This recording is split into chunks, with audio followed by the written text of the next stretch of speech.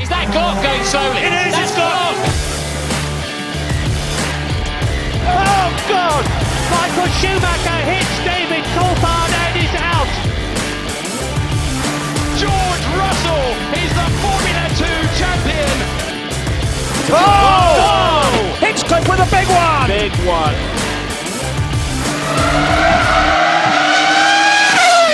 Welcome to the Monkey Seat, the podcast that is certified net zero carbon. Almost. My name is Tom. And I'm Karl, who's glad Top Gear is over for this season, as they may have got a strongly worded email from me. Well, they just have to wait and listen to this podcast to find out why. More on that later. We are a fully independent podcast hosted by two opinionated friends who like to put the world to rights.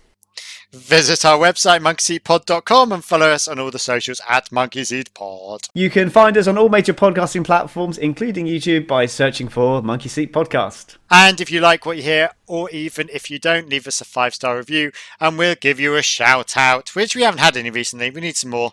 Yes, leave us a positive review, and we will give you a shout out.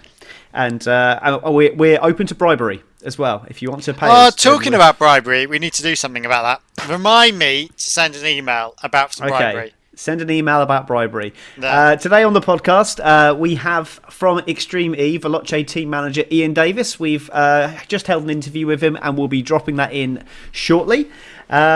So yeah, it was a great interview. Learned a lot, and as we always do when we have a guest on. So yeah, I think you're in for a real treat. Anyone into Extreme E and just racing in general, make sure you have a listen. It's and being green. There's a lot. Yeah. We talked a lot about being green and about the eco side of racing and how it's all going to work.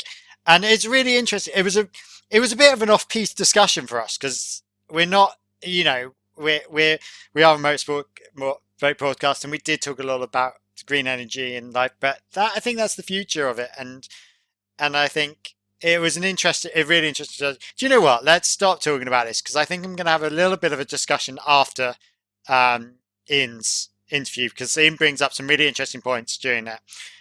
So listen to the interview, and then we'll always give our analysis of the interview in some ways. Yeah, we'll do a race review of a race review. Yeah, but Ian is the most loveliest man, and really, we're so lucky with our guests.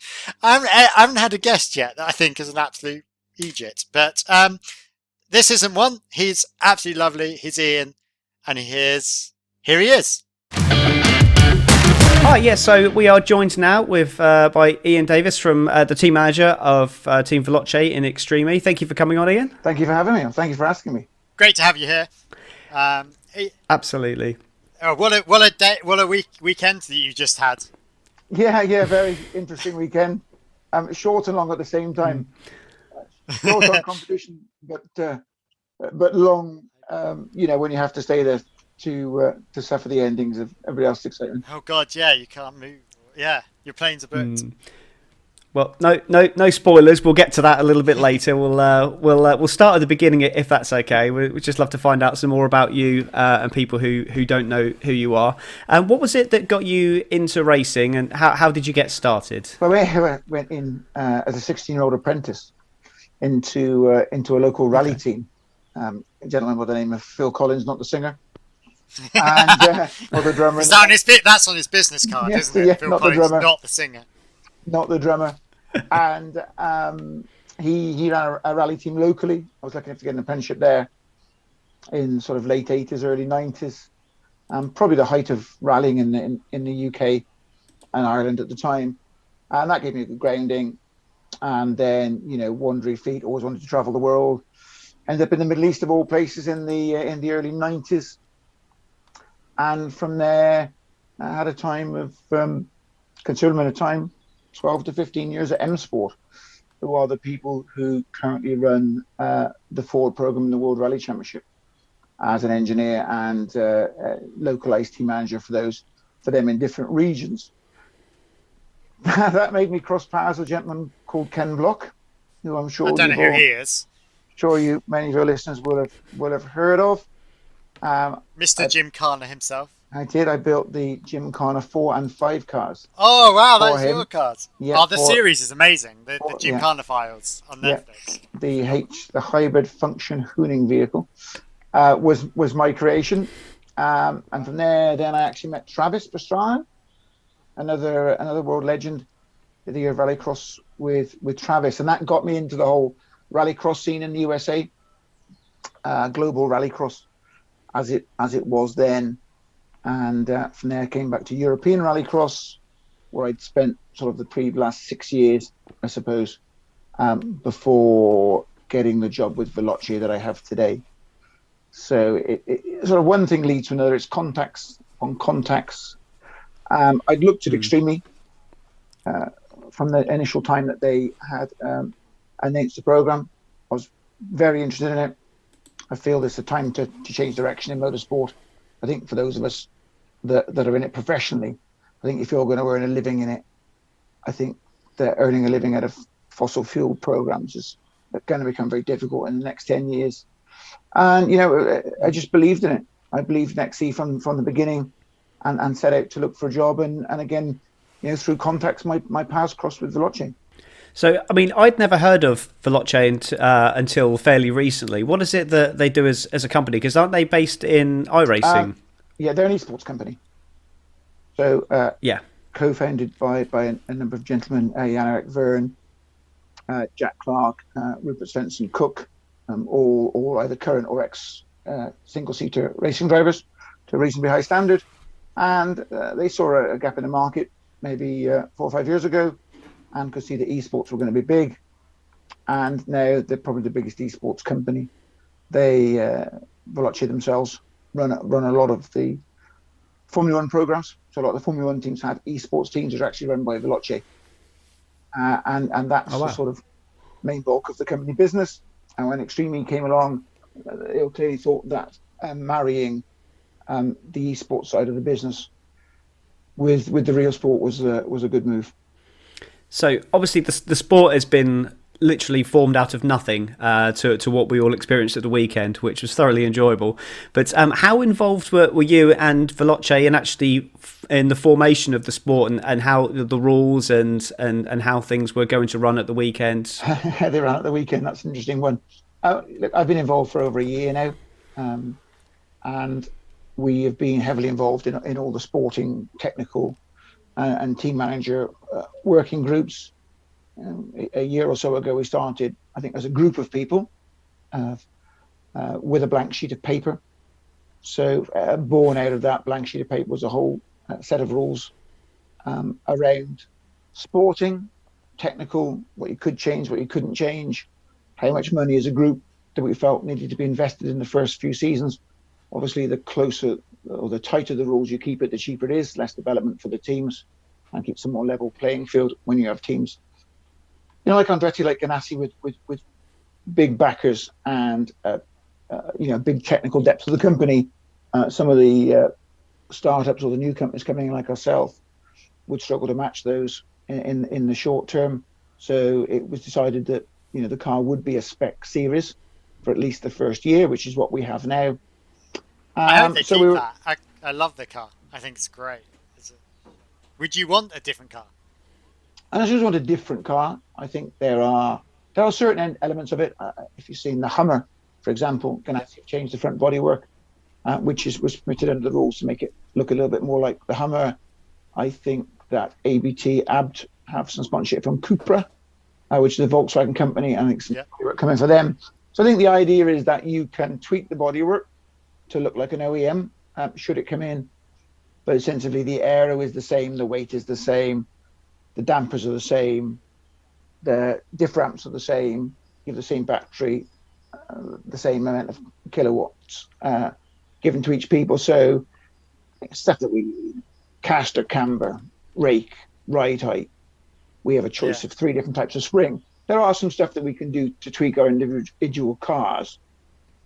So there is some still. And was that happening in the race this week? Yes. I remember they were talking about, I can't remember what, one of the female drivers had almost a different one from the male that was let out beforehand. And I think It was all very different as to how it was controlled. Yeah, we're constantly looking for, obviously searching for the best setup in that region. There's no testing, so we go there quite blind. So from the very early part of the weekend, some stuff that you may not see televised, we had a shakedown for a male and female driver on Friday, which is the full time we run the cars at full power in that area. Oh, wow. 1 lap each, and of course you're always trying to work out then your spring combination, the basis of what you can do after the track walk, and from there I think I would be surprised if anybody's car left the paddock same spec as it came in. Everybody's working on different maps, and from the electronic side of things, we can change the torque split of the car. We can change the amount of traction control that we wish to run, and the pedal curve. So there's a few bits and pieces from an electronics point of view, as well as the springs and roll bars. Springs and dampers that we can change, isn't it, roll bars? Well, it's quite interesting about Extreme, and especially Saudi. I don't know if it's going to be like that for the whole series, but there is no road, there is no path to follow. Even in Rallycross, there's almost a sort of path to follow. Yes. Road. Yeah. I mean, the width of that space that you could have gone around, and especially as you had the 3 cars in the finals and the crazy race, it just changes so much. Your walk around must have been impossible to even try and work out. Yeah, I think when you're doing your recce lap, we were given 2 hours to do that. You're looking just for, I suppose, primarily for hazards, and for sort of the ideal line. Let's say if you're lucky if you're lucky enough to be in front. But I think in general, you're looking, if I need to go wide here, what's that terrain like? Reading the terrain is very, very important in this sort of sport. And then we had you have gates that are set out which you need to control through. You need to pass through a little bit like skiing. But yeah, it was. We all knew it was going to be extreme, and I think you'll find it was very extreme. It was. Did you get to the top? It definitely Did you get to the top of the ski slope and look down and go, "That's a bit of a hill"? Do you know? I never actually went to the top. Did you not? That particular hill, no. I did to the second dune. I went to the top of, but the first dune, I waited at the bottom where the drivers walked up. I looked over the edge, and then we drove around and saw it from the backside. But I've seen enough dunes in my time in the Middle East that it's a bit of a region for me. So but spectacular scenery. To go and have, and we maybe touched on it earlier a little bit, the format change that there was for the race. I think one of the things that Extremia has going for it is the fact that I think they're not frightened to change the format. And I think that in the case of a Lula, because of the type of sand that's there, it grinds into a powder and creates these big dust plumes. But I think that we shouldn't be frightened to go back to that venue next year. We just need to find a format that suits that venue. And likewise, we're going to Dakar in a couple of weeks' time. It's now about finding the venue, the format that suits Dakar or the format that suits Greenland. I don't think we necessarily have to have the same format at each race. I think that's a really interesting idea, to have a different format at each race that works for that country. In the same way, it's very much about the different ways of being green, and as well throughout the series. Yes. And I know you're doing a lot of the drivers are doing a lot of green stuff, and I'm guessing you guys are as well. Bottle collections. Every country and every area is very different. Are you having to do a lot of the awareness of that as well, the green side, or is that sort of just? No, I think when you buy into it all. From my point of view, it's important that we buy in as a team, that we believe in what we're doing. I think that people don't realize, even from the passes we have that are made, the hard cut passes are made out of bamboo. The trophies are made of recycled material. The stage that the podium stage is made of recycled timber. They go to great lengths to preach what they, or to whatever the saying is, But practice what you preach. Practice what you preach. That's the word. And I think that if we look at the hydrogen powered generator, that technology is in its infancy. I think they created about 1 megawatt of power over the weekend from the hydrogen to charge the cars. I think, and talking to those guys, they're waiting for some new hydrogen making equipment to come along for the next couple of races. They hope to get that up to about 3 megawatts by the end of season 1 going forward. A lot of this stuff is new technology that we're all looking to. And look, we can't hide from the fact that there is a certain part of the community and maybe the older generation that think we're sports washing to a degree. That's not, we can't hide away from the fact that not everybody will buy into the program. But we're certainly doing more than most sports at the moment. We're planting 200 hectares of rainforest in Brazil. We are doing our oceanography. We have the scientists that come with us. When we're in Greenland, we're putting a whole lot of scientists on the ship to look at the receding glacier for a whole month, because one of the problems scientists have is actually not to fund these expeditions, but because the ship is docked in Greenland for the best part of a month, it gives them their own sort of headquarters. They've got their own laboratory on board to take all the samples. We go back year after year. I think Extreme E is actually doing something. It's not just talking about it. I mean, it's phenomenal. I mean, that whole ship idea is such an amazing, interesting idea, and it gives a base and just so that's the St. Helena, isn't it? That's traveling around the world. Yes, that's correct. Cars? Yes, yeah. She's an sort of a postal ship that used to go between Cape Town and the island of St. Helena. That's a supply ship. So it's had a complete refit. It now runs on sort of a biofuel, and they've made it as green as they possibly can do. And I think people talk about the gap between the races. Part of the gap between the races is all based on the St. Helena being able to sail at her most economic to get between those destinations. So who is it who's actually stays on the ship? Is it people that stay on the ship constantly for the whole time, or do people kind of bounce in and out depending on the program? It's bouncing in and out. The St. Helena is obviously got its own crew, merchant crew, and they sail the ship from A to B. When it docks, a certain number of personnel live on the ship. Some people did in where are we, just Saudi, but Alulu is quite a way inland, so the travel time is a little bit harder. I'm personally staying on the ship in Dakar Nice. at the end of May, and then again we're all staying on the ship in Greenland because there's not so much accommodation in the particular area There's no hotels that we're around. going to now. It's quite a remote place. So again, I think it's 75 or 80 people that can live on the St. Helena at any one time, so the bulk of the team will stay. And on the St. Helena, your cars are on there, and is all the pits and everything, all the advertisement boards, everything we saw. Yeah, everything that you see there sails on the St. Helena.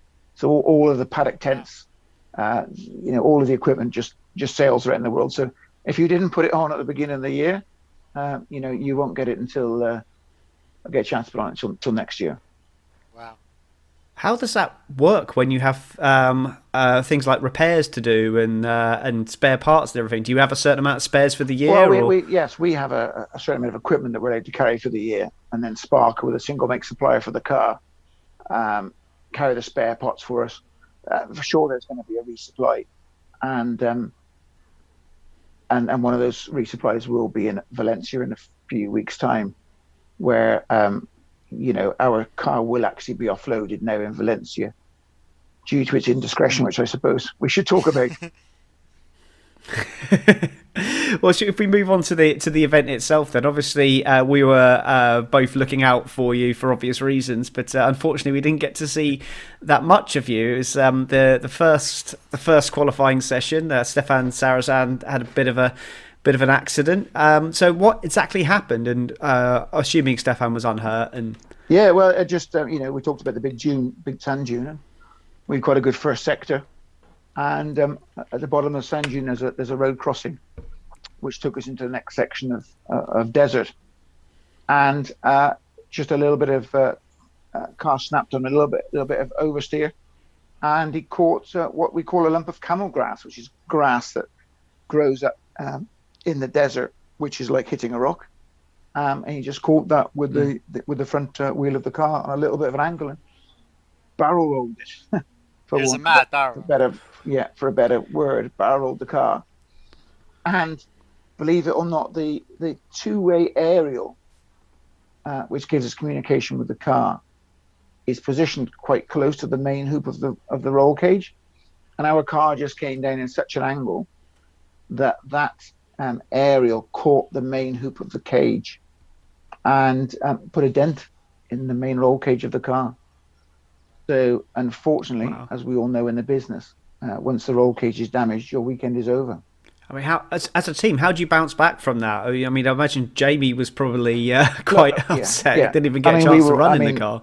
As a new team in a new sport, gutted, I don't think, really describes the emotion that we went through in the first few hours. But, it's professional sport, isn't it?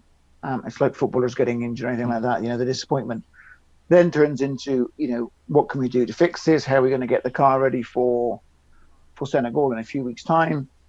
It needs a complete new tube frame structure inside it. It does.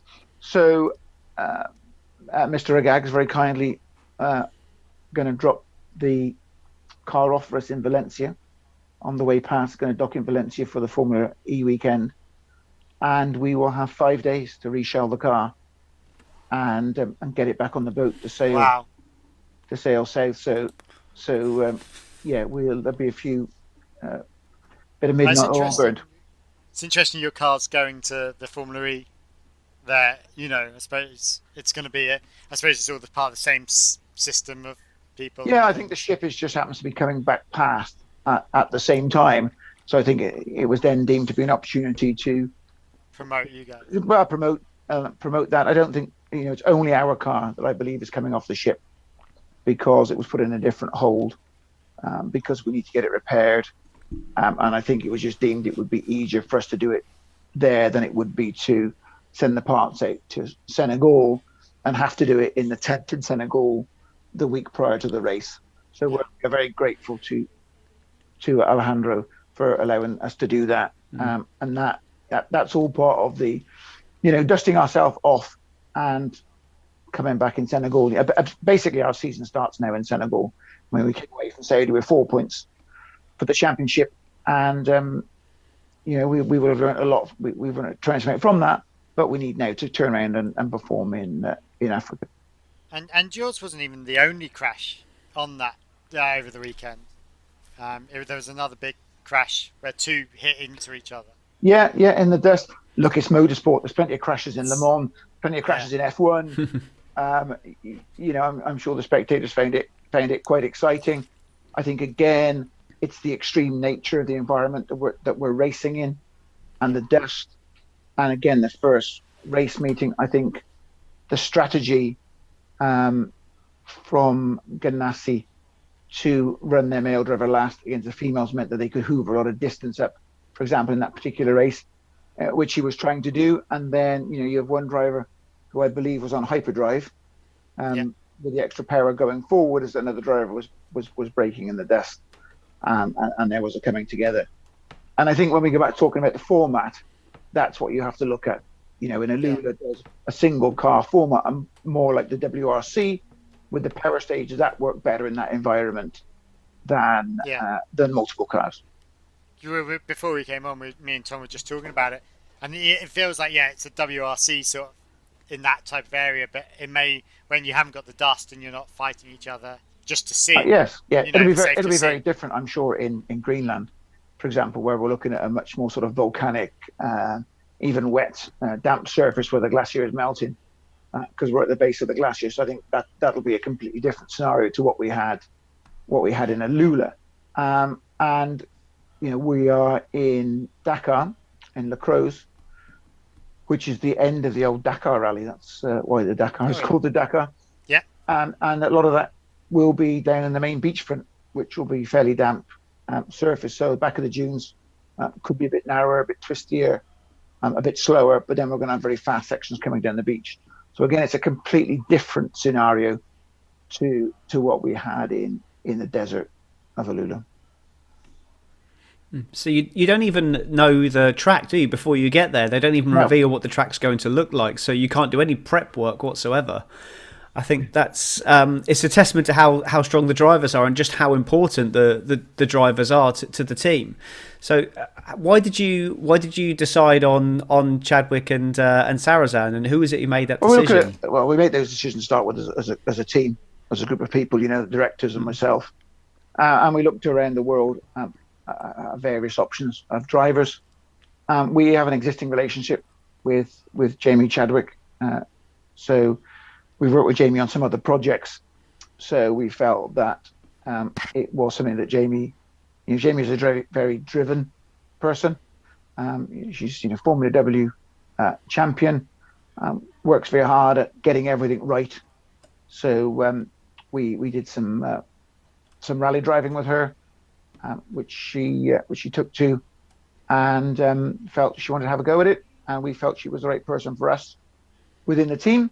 So Jamie was quite nailed on at quite an early stage. We then did a lot of testing with a South African driver called Lance Woolridge, who is actually our reserve driver now. Lance runs a car in the South African Off-Road Series with Ford backing. So Lance came along and did a lot of initial testing, and remains with the team to this day. He was with us in Saudi.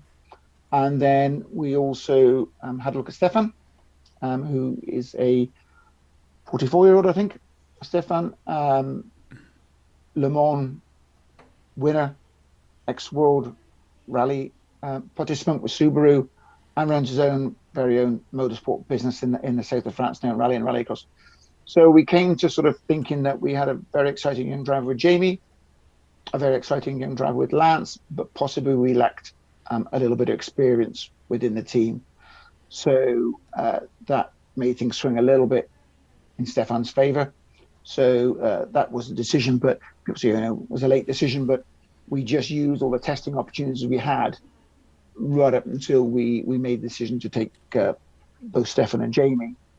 And we have two reserve drivers. Lance remains with the team at every race meeting in an advisory sort of assistant team manager role. And then we have Lady Emma Gilmore from New Zealand, who's our reserve female driver, who we had a lot of contact with in this whole process. And part of the whole backup thing is COVID. You're one PCR test away from 10 days in quarantine. I've actually just done one now. Before we did this, I had to nip to the post office to post off my latest PCR test. I work in the film industry over here, and I'm over in Ireland. Yes. I'm working in the film industry, and we're all tested every couple of weeks. Yes. Yeah. Just to get us through all the cars. I think I've just taken my 7th PCR test in 2 weeks. They're horrid things, aren't they? Basically every 2 days. But that was the reason for having a portfolio of drivers and at least a backup. And that's the same with all the teams. They've all got a backup now. I would imagine most have by now. Yes, I think we will. Well, they can't all use Nico Hulkenberg, can they? No, you're right. Yeah. So I think that's it, wasn't it? It's about preparing. We have two engineers. I'm a chassis engineer myself, so we have a backup engineering wise. We have a backup team management wise. We actually put a lot more mechanics through the electrical training course than we needed to. It is about preparing, so that racing in COVID times is very different to racing in normal times. And what's your team that's actually out in Saudi Arabia? And obviously, I know you can only have 3 people touching the car during the switchover, but how big is your team? Well, actually, we were originally going to be 7 plus 1. Everything's a plus 1, 7 plus the team principal. And for Saudi, they allowed us to be 9 plus 1. And that's the team. So wow, such a small team. Yes, yeah, we are 3 mechanics, 2 engineers, 2 drivers, and a team manager. And then Lance came as our reserve driver and sort of spotter and timekeeper, and that's the whole squad. Wow, very small. And so it's amazing how bigger names are in the series. But you yourselves have Adrian Newey and involved in your team, don't you? Yes, we do. Yes. Vern. Yeah. I mean, there's some big names in motorsport. What do you think is the appeal? Because a lot of the drivers are all track day. I mean, Jenson Button's a track day driver, and a lot of them are track drivers, as well as even the team principals such as Hamilton. Yeah. That's just phenomenal. And Yeah. Rosberg, And Rosberg. you know, I think there's a desire. There's a desire for change, and I think that's what it is. I think those of us that have been in the sport a long time now see that the world is changing. We've all probably got a lot of people who've got children that are coming through school now that have a different view on society. You know, when you look at programs like Blue Planet, for example, that have highlighted. I think then, with the COVID situation, I think the world in general is changing. People can see, perhaps they're more aware as society has slowed down of the damage that we're doing to the planet and the need for positive change, to do something, not just to plant a few more trees in New Zealand. And I think it's whether you call it conscience or not conscience, I think that's, for me, one of the things that's attracting people to XC is the positive change. And will there be more teams? I mean, I'm surprised I'm not seeing Subaru and, the World Rally Championship, known cars Ford and Subaru and Peugeot and whatever. That they're not in it yet, but then that happened with Formula E as well. Yeah. They weren't in it, and now they've all slowly started coming in. But manufacturers are known for being very nervous. They will wait. They will wait for a year, dip their toe in the water, get a little bit of a relationship with the team. They're always reluctant to commit to anything that's new. And I think that the problem some manufacturers have at the moment is, where do you go? You've got Extreme E coming. We've got the electric. We've got ETCR. We've got Rallycross going electric. We have the World Rally Championship that's turning into a hybrid solution. Dakar's going to turn hybrid.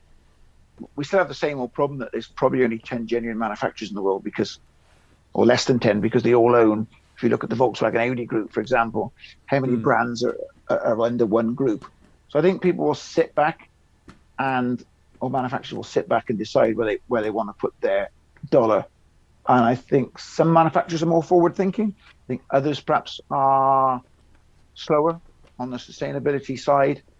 And I think we've certainly spoke to some, and they have to decide as a brand if they're going to invest sustainability money in cleaning plastic from the ocean, planting more rainforests, or actually backing non-fossil fueled sport, because they could achieve the same goal without actually doing any motorsport. So I think, that's the problem we have at the moment. I think what's amazing with Extreme E is you do have those big names in already, and that's really going to push your drive forward for Extreme E. It's on terrestrial TV, it's all over YouTube. It's amazing how accessible this sport has suddenly become from nothing. I don't see World Rallycross on TV, Yeah, they've made it. They've done a fantastic job of making it accessible. And I think just from my own personal Facebook, my neighbours, for example, who've never really followed what I do for a living, I've now said, "God, I saw the telly on Sunday," and just my mum and my sister and my children have never watched me any other sport, I don't think, I can remember before, and they're all sitting down to watch Extreme E now, because it's connecting. It's connecting people to not only the sport but the issues that we have in the planet. It is phenomenal, because myself and Tom belong to a number of Formula One groups and track thing, and this seems to have really taken off with them. Whether it's the electricness, whether it's the drivers that are involved with it, it's a real interesting view to have that whole sort of system there. Yeah. But where do you see that happening in the future? I mean, we're down for the next 2 years, isn't it, at least, with Extreme E? Are we expecting to go to different places, or is this sort of a system that will always go to a desert, a green? No, I think they're looking for lots of different ways. So I think that it's no secret that they want to go to Nepal, for example. We need to look at that. We need to look at places around the world that we need to touch, that things need to be highlighted. But I think we also need to go back to Greenland year after year, because unless we can get the same science from the same place, then we wasted our time going there in the first place. So I think you will see some repeat destinations because we want to see about the improvements, but we're also looking to expand and to go to new ones at the same time that we open up the technical regulations for the cars. So I think that we will look in 2 years' time at XC, and it'll be very different to what it was in Alula. How do you see the race weekend format changing? Would you like to see them trying all kinds of different things, and what would you like to see them trying? I think that, like anybody, when we arrived in Alula and the format was changing as a team manager, you don't like that sort of change. Your initial thoughts are, oh, great guys, thanks for telling us, But then when they explained why they didn't feel the initial format could work, and then when we saw the final, we understand.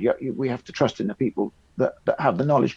And then as I sat back and I thought about it, I thought, you know what? This is great.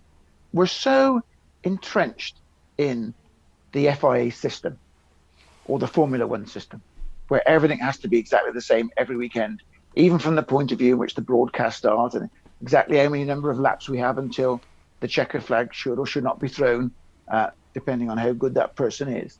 That it's quite refreshing that as long as we explain to the general public why the format is changing for that weekend, why not? And I think that we will end up with possibly 2 or 3 different formats, and we will end up with a single car format.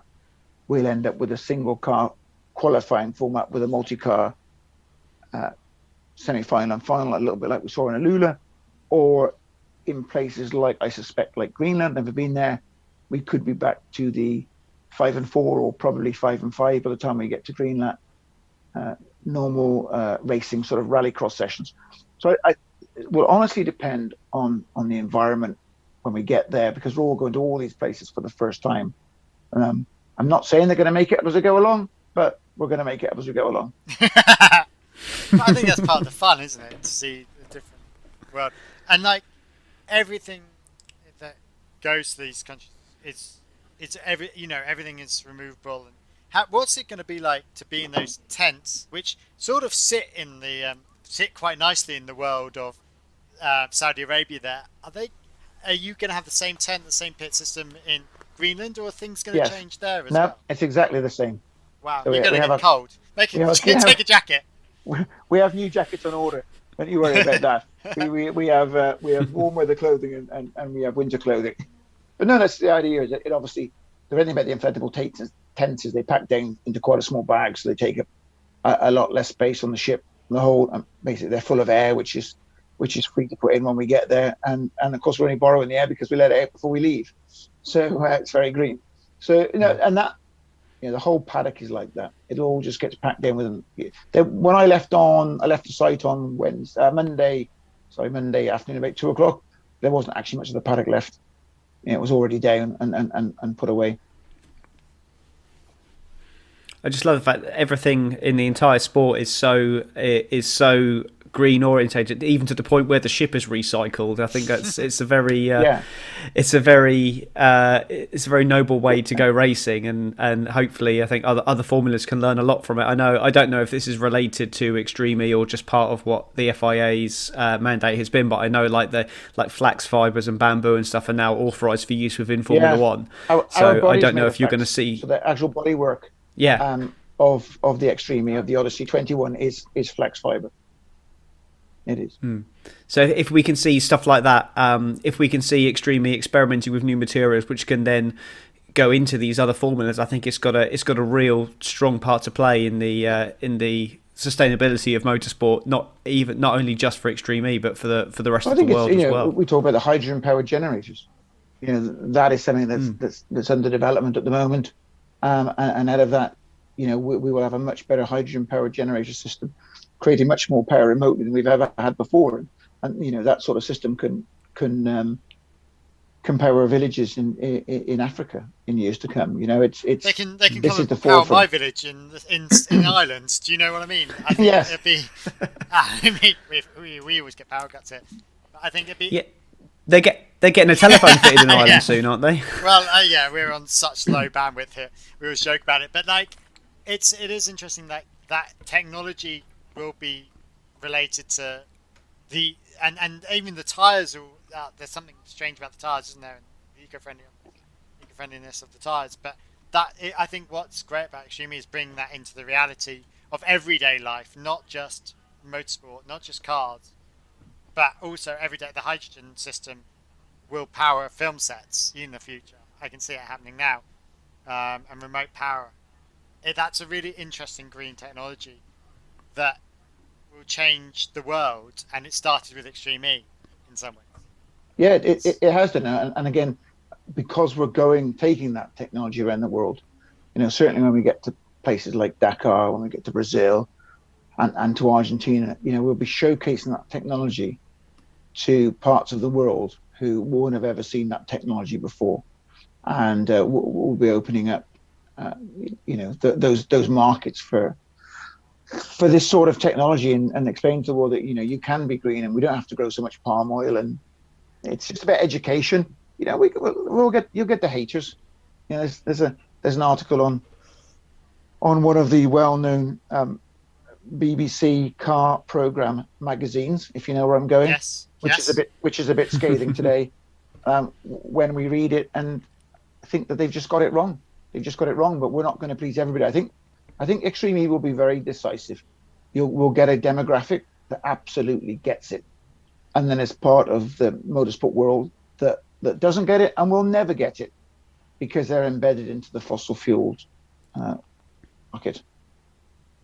And I think, there's only so much that they can do there. There's only so much that can last with fossil fuels. And I think, the more Chelsea tractors that go green, the more the world will change, I think. Yes. Yeah, I think there won't be, it's within living memory now going forward that there won't be any fossil fueled Chelsea tractors produced, because there won't be the desire around the world to purchase them, So I think that, whether it's fully electric, whether it's some form of self-charging hybrid, the world is going to just be different motoring wise, and how we use cars and the journeys that we take, and it's all going to be very different in the next 20 years. And talking about the cars, the cars that you've got there, you said they're covered in bamboo. Is it right the battery can only last literally for the 2 laps, and that's why we're getting only the 2 laps at the moment? Is that, yeah, I read that somewhere, and it might be. Yeah, and no, you're not wrong from the point of view that the battery was designed originally, to be fair to Williams, for one driver, and the program was for one driver to do a number of laps or a certain distance, and then the format has changed into the male and female format that we have today, and again, there's massive improvements been made on the battery. So one of the problems with the battery is the temperature that the battery creates, the heat within inside of the battery. So it's not always about the amount of charge you have left in the battery, it's about the amount of temperature that's safe within the cell. So cooling is as important as charging. So we have a cooling and charging cycle, which takes about 2 hours. So because the temperature was we were 39 degrees in Alula last week during the race, they reduced the horsepower for a couple of reasons. One was to make it a little bit safer after a couple of massive accidents, and 2 was to keep the battery temperature down. So again, we will see a tuning of the cars to again suit the length of track or the environment that we're in. So it's just a whole process of, again, just being, we get there, we drive the cars around, they keep an eye on it, and they adjust the kilowatts of power to get the maximum. Are the cars 2-seaters, aren't they? They are 2-seaters, but we only obviously at the moment use one. Is there it seems strange to have a 2-seater car for when you only really need one, just for extra weight. Yeah. No, I think they looked at all formats when they started. So they looked at driver, co-driver. They looked at 2 drivers being together. Racing drivers being racing drivers aren't keen to be passengers, while another race driver is in charge of the vehicle. That was one of the deciding factors. Another factor was from the point of view of recovery of the drivers in the event of an accident. We then double the amount of medical assistance and ambulances that are required, and helicopters to remove 2 people from the scene, or if it's case 4 people, if there's 2 cars coming together. Yeah. So I think that was some of the reasons at the moment that we just have one driver in the car, but the second seat remains in the car. So that may change at a later date. Because you could have quite an interesting co-driver, longer rally, if you will, and then swap halfway through a race as opposed to swapping places. And I said, yeah, you could do. I think that it's an open book, and that's why the car was built with 2 seats. But at the moment, the plan is only to run 1 this year. And you were saying about the Odyssey and you sort of have it as a spec series, and obviously things are changing. Would you think it will change that you can basically build whatever you want type subject in the same way that the Formula One car, you can build whatever you want subject to? I think it'll follow a similar model to Formula E. I think Okay. there'll be. We don't know. We're working on what we call a technical roadmap. So I think that certain components may be opened up next year. So we'll basically keep the same frame, but they will open up shock absorbers, brakes, maybe some of the inverter technology.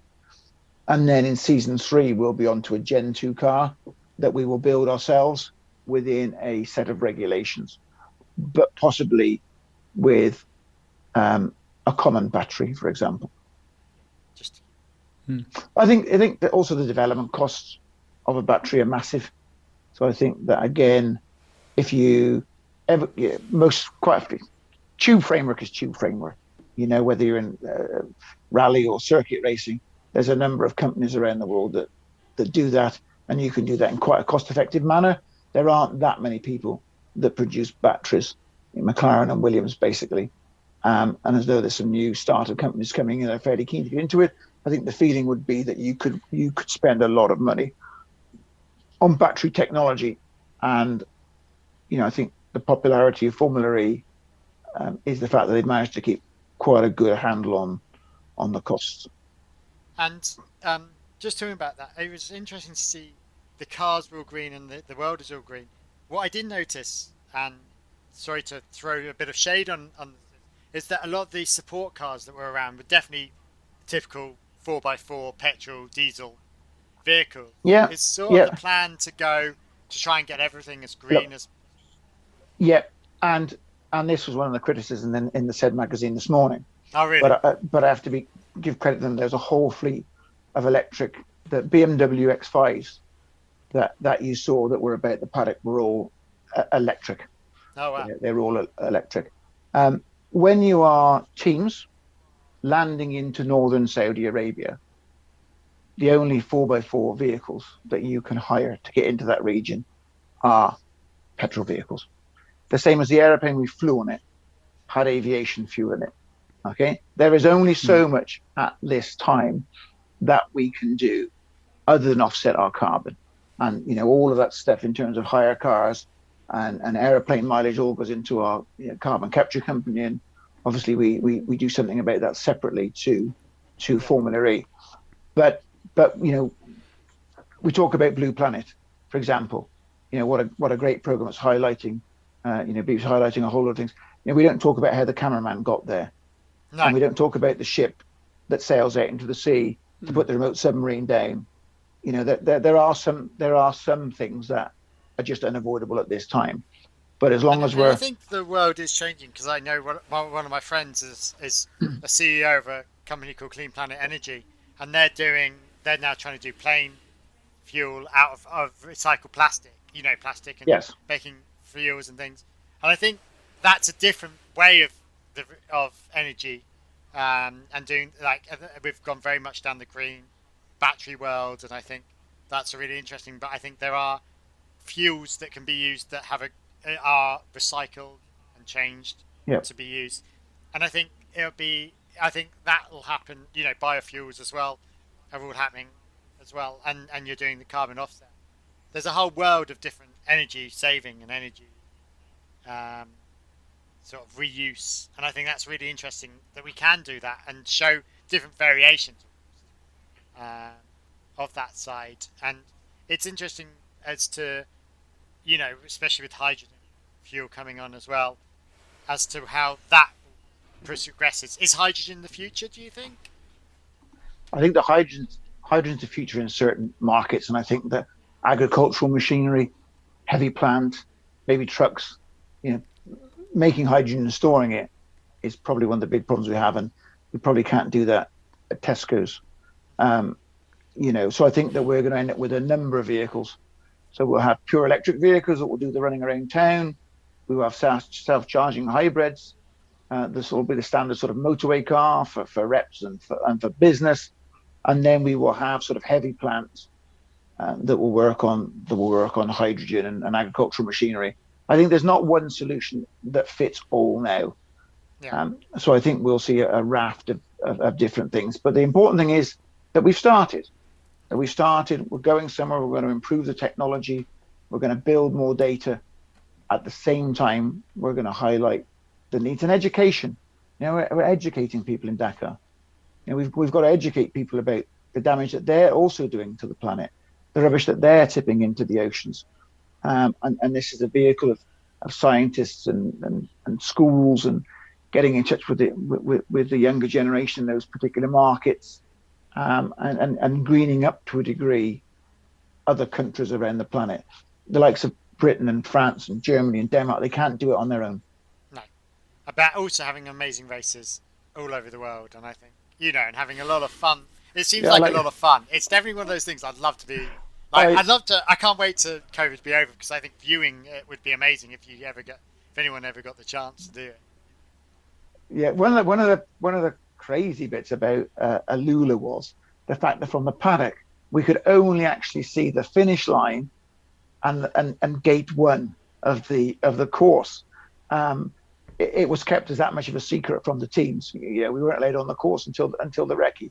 So the rest of it I did see on TV, and one of the things that surprised me, and I was surprised it surprised me, was how different Google Earth was to the reality of being there in those canyons, because we've all sort of, once you find out where the region is, you all attack Google Earth, and to a degree you can sort of work out where the track's going to go, where the kilometers the car's going to do, but it's all very sort of two-dimensional, and then you get there in these great big dunes and these great big canyons, and wow, it was so different. And camel grass everywhere, and road bumps, camel grass, and dips and soft sand and clay, and then a hard surface, and we actually went over a rocky area, which was a bit like I would imagine the surface of the moon to be. It certainly threw everything up the continental tires that we could. I think the word camel grass is a bit of a swear word in the Veloce camp right now. Hopefully, I think you'll be glad to see the back of that. Yeah. But it's I'd love to just to finish off, just throw a question at you about drivers, and a theoretical question. If you could pick any driver pairing through the history of motorsport, dead or alive, who would you pick to compete in your fantasy Extreme E team? Well, thankfully you gave me a little bit of notice at the beginning to think about that. So I'll thank you for this. My male driver would actually be a Finnish guy, 4-time World Rally Champion, Juha Kankkunen. I knew you'd say. As soon as you said Finnish, I knew you'd say Juha Kankkunen. It was a guy I worked with in my younger day. Just a very, very cool, calm, typical Finn that would have taken everything in his stride. And I think this is quite poignant for my this particular moment in time. For my female driver, I probably would have taken Sabina Schmidt, just because. That's really funny. Just because we'd have had a really, really, really good laugh. That's my choice. Colin McRae and Sabine Schmidt. That would have been my choice. Not so far there with Juha, but far off. But I just think you've got sometimes you've got to have opposites. So you've got to have the very serious driver, and then you need to have the person that's just going to relax and treat it like a whole load of fun. So that would be my pairing. I think I'd have been tempted to put Kimi Räikkönen in there. See, I would have had, just because he's done that stuff. Go on. Sorry, I was going to say he'd have just been hard work, wouldn't he?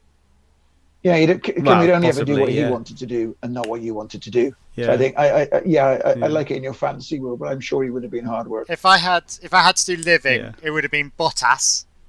Yeah, obviously. From his, he drove the car. Did he? He drove the car. He drove the car in really? Chateau Les Tours back in October. Everybody got to send sort of a driver forward, and Lewis sent him. Basically said, "Go on, you go." And didn't Carlos send Carlos? Carlos Sainz sent Carlos Sainz. Yeah, sent the send. Yeah, and Bottas was at the time one of the quickest people that had driven the car. Oh, really? They were very impressed with Bottas. Yeah, I mean Bottas is known for his rallying, isn't he, as well? He does. Yes, he is. Didn't finish, so I think Bottas for live, and I probably would have gone with Jamie Chadwick, a bit of a British, favourite. So and we were talking about people that dead or alive type of thing, but obviously we feel so sorry that Jamie didn't get a ride, but Jamie will bounce back. Jamie will be first in the car in Dakar, and I know she's itching to get back in and prove herself. Yeah, that's really interesting. Right. Well, you've got our support 100%. We'll be covering Extreme E, and we'll be getting everyone to cheer on Veloce for the whole season. But yeah, thanks. Thank you so much for joining us. It's been an absolutely brilliant chat. I've learned so much about Formula E and how to actually look after this world that we live in as well. So it's been an absolute blast, and just want to say good luck for the season and for the future as well. Cheers, thank you. Thank you very much for having me on. And if we can get you to talk about Extreme E next time and not Formula E so much, we'll have won, Tom, won't we? We'll just need to convert you there. Absolutely. I think I'm already sold on it. See, Tom's a track boy, and I'm more the 4x4 man and the off-roader. So we're trying to get that. I'm sure we'll get you converted, but thank you for having me. And please feel free if you want any updates throughout the season, whatever, to come back, and we're always happy to come along and chat to you from Veloce Racing. It'd be great to have you halfway through the season, a bit of an update. So absolutely. Hopefully winning the constructors at that point. Hopefully. Yeah. Go, brilliant. Thank you, Ian. Cheers, bye. Great. Thanks a lot. Bye. Bye. Right. So, rant time. So, Ian mentioned in the previous interview that you've just heard about a certain magazine from the BBC. So I went Googling in the most Jeremy Clarkson way I could go. I went Googling, and it was... I went on the internet and I found this. And it's not a picture of a naked man or whatever they actually ever showed. It's something even more offensive, apparently. It is some Egypt. Am I allowed to say Egypt? That's PG, isn't it? Is that? Yeah, you're fine. That's Egypt. Just like to say, before you go into one, these opinions are predominantly Carl's, as I haven't read it. And although Ian pointed out to us this particular article, and said that he thought it was wrong, he has in no way influenced our opinions on this. This is strictly our opinions. So, Rowan Horncastle, oh Jesus, what a name, reckons the first Formula E's off-road cousin didn't deliver. Okay, right. He starts off talking about chocolate, egg, and beer. Grand, you're boring. Then he found it equally fascinating and beguiling since first hearing the rumours. But it wasn't because the beguiling, it pretzeled his brain because it had more questions than answers. Okay, then he goes on about this being the fact it was being in Saudi Arabia. Let's just point something out. They are going to Greenland. They are also going to the Amazon. They are going to places where A, human rights, B, green technologies, C, just the whole culture of these places is not perfect. Nothing is perfect, and that is the point as to why they are going. If they wanted to go somewhere perfect, they would go to Norway or wherever green, or whatever the greenest place Monaco. is. Or well, that's not very green, but do you know? No. They will go to this green, happy places that don't need people to see equality. They are going with a male and a female driver that, as far as I'm aware, and I might be very wrong, they are paid the same, they are on the same pay grade, they have the same style of everything. That if that comes out in the wash that they're not, then they're stupid. But the whole point of this is gender equality, yep, as opposed to inequality. Gender equality. That is the whole point of this, to show and climate equality and equality and equality in general. This is what Formula One is trying to do with their, we race as one bollock. Sorry, this is what they're trying to do with Formula One with their race as one thing, and it doesn't work. And it doesn't work for them because they're not doing it. They are doing, and then this guy goes on. Oh, they could have just gone round Lyddon racetrack and done a peach clean at Folkestone or whatever. You're missing the point. Absolutely missing the point. Tosh. And then he's like, oh, a sight of a Formula Royal Mail cargo ship chugging along, and he goes on about how that I can't find let me find the little actual. Sorry, let me start this again. On that, I mean, I haven't read the article, but on that, the whole ex-Royal Mail freighter chugging away that's had a complete refit, which Ian said about in the interview. And also I know that they're going at whatever this means at the most economical speed. So they're going at speeds that are least impactive on the environment. It's like if planes go at economical speeds, if planes went at full speed, then they would get to the places a lot quicker than they currently do, but they go at speeds that are most economical because they use less fuel. Granted, they do that from a financial point of view, but they're doing, the great ship St. Helena is doing it as from a green perspective. The whole thing is, this is, as you pointed out in the interview, this is a recycled ship. This ship exists. If it didn't exist, it would have been if it was being sold, it could have been broken up and gone into something that was that. And we've seen in India there are hundreds of ships on dry docks, all waiting to be broken up and not actually being done. I think it's India. I might be very wrong. And it's plagued. That all that oil is leaking into the sea and things. So they've saved that from that world. It could have ended up being a normal merchant ship, which they would have put it on full whack and drove it across the sea, and it still exists. The whole thing about this thing is it exists. They haven't built a new ship. They haven't done anything to make this. It was a second-hand ship that they have changed already. Also, they're saying that it's like a bus. Buses are dirty vehicles. They are diesel-generated, horrid vehicles. But the thing with a bus is it takes 52 people as opposed to taking the one person and 52 separate cars. This is exactly what this boat is doing. It's saving 20 different planes landing in Saudi Arabia. It's going at decent speed. It's accommodation on there, which we heard Ian saying he's actually going to stay on that ship. It's transport for not only the cars but the whole race. The whole paddock is on that ship. Like, are you insane? This guy is absolutely mental. Yeah. And then they're docking in Greenland, and they've got scientists on board that are doing all kinds of tests and things and doing things for the environment whilst they're there. And then he start. I like business. I'm a very business orientated man. I'm listening to a book about the fall of WeWork. That is the sort of business type person. So then the guy has the ghoul to then start slating Alejandro Agag. Agag. Has the ghoul to start slating Alejandro Agag by saying that why did he leave Formula E to start Extreme E? Is he taking a massive paycheck with him? I don't care if he's taking a massive paycheck with him, because what he's done with Formula E is amazing, and he's one of a lot of entrepreneurs don't sit and wait for that, just to sit on that whole system. If it's fine, it's in good hands. We know that Formula E is in good hands, and Charlie will attest to that as well. But to them say, oh, why is he looking at streaming? Sorry, he's looking. Have you seen? He's also involved in Series E as well, the boat thing. He's obviously a businessman with amazing. Always looking for the next thing. It's like Elon Musk. Yeah, but who's looking at Elon Musk that he's blowing?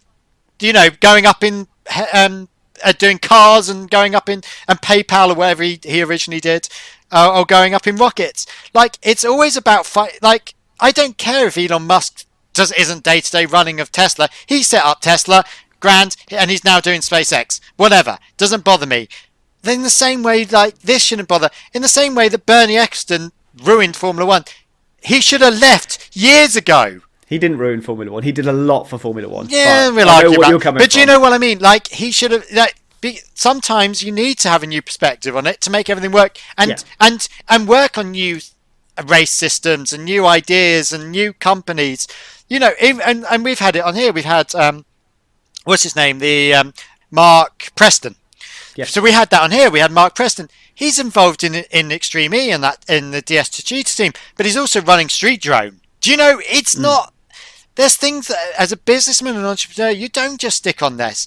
So stop worrying about that. Then they're going on about all these V8s, and I pulled up in on that, which was interesting that I did say I saw a couple of V8s. Lugging hospitality people around and things, and it was actually, well, no, there was a whole fleet of BMWs, yes, but then explained, well, that's all you can get. If you can only get that, what else other options is there?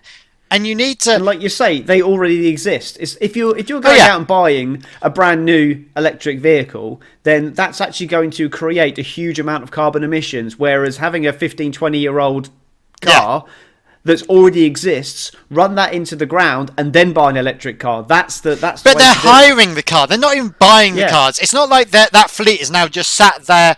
They're hiring a car that already exists, that has done its time.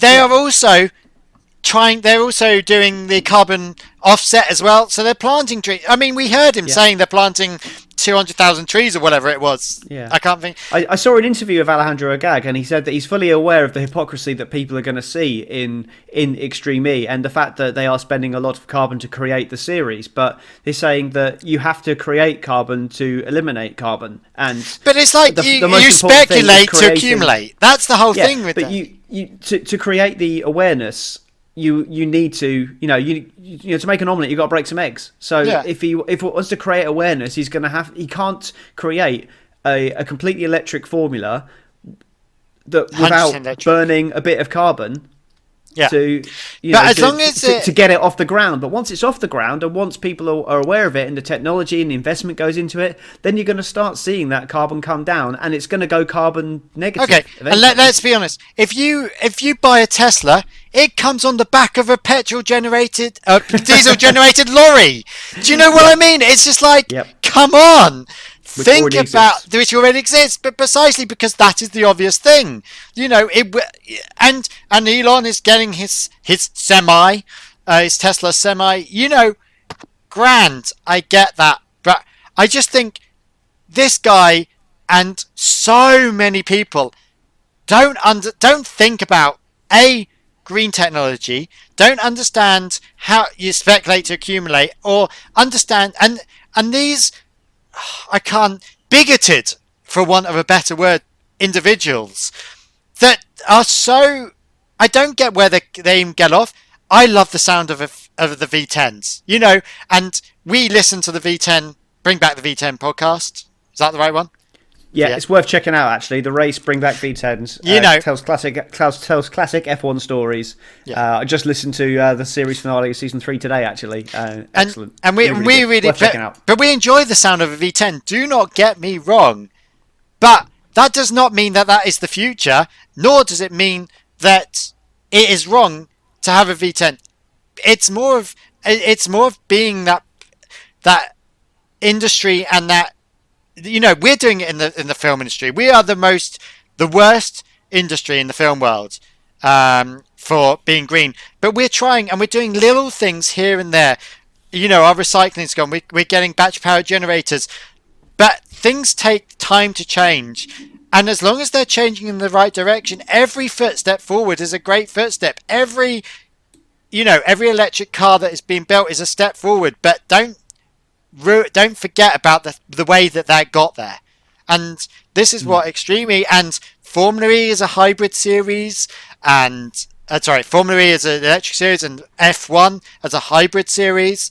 They're all steps in the right direction. We're not gonna have perfect equality tomorrow. We're not gonna. I'm sorry. I wish we could. I really do. I wish the world could snap and it would all be green and electric and safe, and it works perfectly. But unfortunately, we're a human race, and we've never been perfect, and we've never done that. And one step at a time. And if Alejandro Agag wants to go and build the next, I'm looking forward to what I don't care about boats, but I'm intrigued to see what the E1 series is going to be like. Because I'm following him, but now it'd be really interesting to talk about the sea in the future, and it's these are the things that are fueling the industry and fueling the world, and the stuff that is going to be taken from these motorsports and put into the real world is the most interesting thing. And I don't care about speculate to accumulate, break a few eggs to make an omelette, whatever you want to call it. This is that you have to do that, and these things already exist. They are trying to be as green as possible. That is better than anyone that's not trying to be green and thinking that, even if you think that climate change is a complete con. Just go and stick your head by an exhaust and breathe it in. It's not nice. Do you know what I mean? Please don't. I'd just like to clarify. Please don't stick your head by an exhaust pipe. I'm not suggesting that. But do you know what I mean? Is that, obviously that's not healthy. If you even to just to breathe in, just think about these things. Me and Tom both drive diesel cars, but they're cars that already existed because both of ours are second hand. And also we will in the future, and I know Tom will, and I'll speak for myself on this one. We will go electric as and when we can financially, and as and when it works for us. But we will be as green as possible. I know Tom drives his diesel as green as possible. I've driven in his car. It's the slowest thing in the world. Maybe that's just your car or you're driving. I'm not quite sure. But you go very green. I go green. In trying to do the right thing. Let's just do the right thing. That's the thing. Let's not slay people that are trying to do the right thing. Even if they're making billions. Elon Musk is making billions for being green. Let's not stop. Let's just stop. If you're doing one thing, you're doing one thing to save the planet. Recycling my coffee capsules. Okay, I'm not the greens people, but this is what it's all about, is doing as many of those little one things to make the world a better place. And that's including in motorsport. And these bigoted idiots that write on Top Gear magazine here just seemingly don't have a clue. And I don't know, it's almost like this guy is left over from the Jeremy Clarkson era of, and even, do you know what? I've seen Jeremy Clarkson once in my life in person. He was riding a bicycle. The guy is a caricature. He was riding a bicycle. Anyway, so I'm just going to, after 16 minutes, I think it's about time we put this rant to bed. Sorry. I saw, and I was very clean with my rant. You were, which we're going to make an attempt to be a bit more clean in future, guys. Yeah. But while I'm trying, look, just be green, be sensible. You've got 30 seconds to finish this rant. Be kind, don't. Anyway, where do I send this email? So this rant was brought to you by Sponsors for Racing, who once again continue to be associated with us. Thank you very much. Matthew, maybe not associated to my rants, though. No, definitely not. They have no association with Carl's rants, and our opinions are our own. But we are promoting Sponsors for Racing as often as we can, as they're another great cause helping young people into motorsport. Yeah, so check out Sponsors for Racing, like the old Phones for You website. Sponsors for Racing. For you.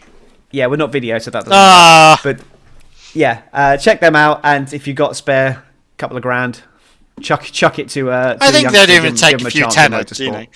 I think the minimum investment is £1,000. Okay. Either way, check them out if you've got a spare couple of grand sitting around and you want to invest it in young people. So anyway, that out of the way. What did we think of the Extreme E at the weekend? Oh, it was great. I mean, we've had this discussion with Ian on the phone there. On the Zoom, on the interview. That's right. We had this discussion with Ian. Sorry, it was great. And we had this discussion with Ian on the interview as to the setup, because we had a little chat beforehand, and we were saying that the actual qualifying was really interesting, but it didn't quite work the racing because of the dust and because of how it is.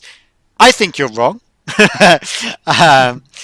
I think I just thought it was as a racing spectacle for wheel-to-wheel racing. It just lacked a little bit, and that's more down to the location and the conditions, rather than a criticism of the sport as a whole. I think on a bit more of a consistent surface, then I think it probably could promote better racing.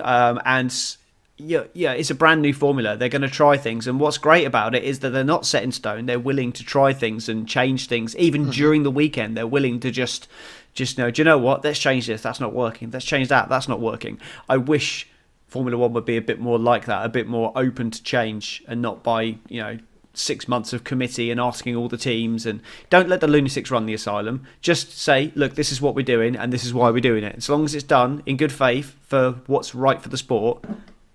Do it. I did find it really. I found it really interesting. I loved the difference. I loved that they were trying to be different, and I love that they called it literally a knockout a crazy race. It just made me laugh lots. Yeah. And it was, and it was interesting seeing the crashes and things as well. I'm quite a, I'm one of those crash gawkers, if you will. Yeah. Oh yeah, well, I think we all love watching a crash, and whether it's trying to do it as long as everyone's safe and well. Yeah, absolutely, and just absolutely, to clarify. Yeah, I mean it's. The first thing you do is when you see a big crash, you're like, God, I hope everyone's okay. And then as soon as you know everyone's okay, what happened? let's watch that again. But also, this is proving the point, and this is proving the thing with the Formula One as well. The amount of crashes they have, and everyone walked away.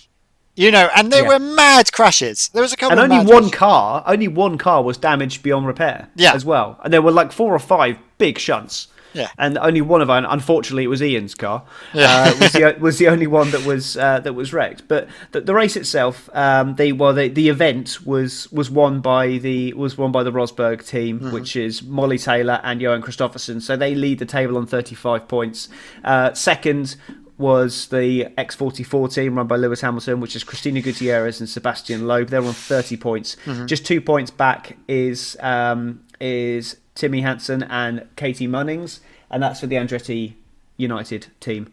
And then, so there's something to get behind in every team here. I don't know what my favourite team is. Well, I know who my favourite team is. It's Veloce. But from a sporting perspective, there you've then got is it Campos? I think it is, with Leia Sainz.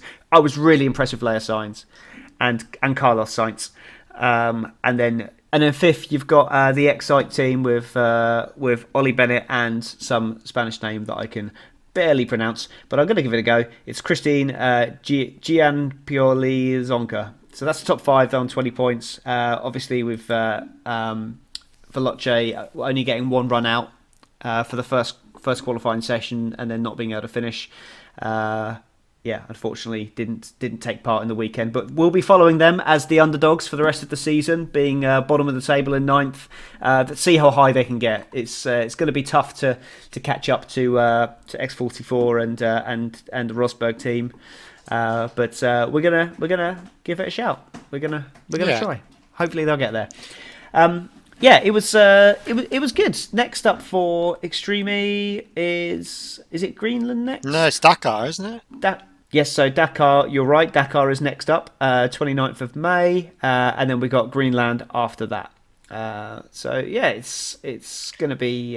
But we might see them on. You might see the St Helena, that dirty boat, on Formula E. That recycled boat. That recycled, dirty boat. On Formula E.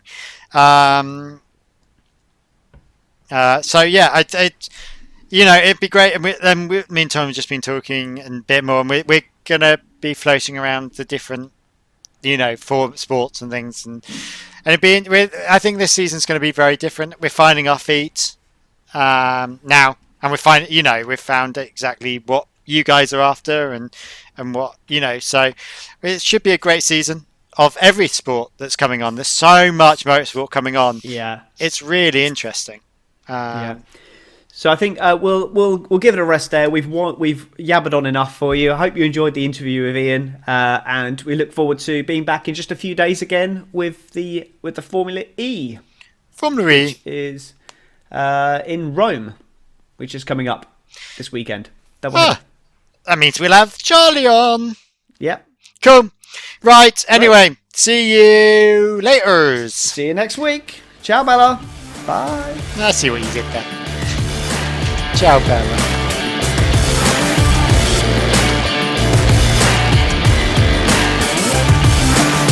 By 2 opinionated friends who like to put the world to We're rights. a fully opinionated podcast, are we?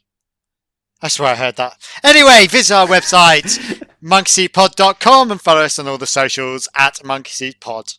I'm going to do that bit again. We are a fully independent podcast.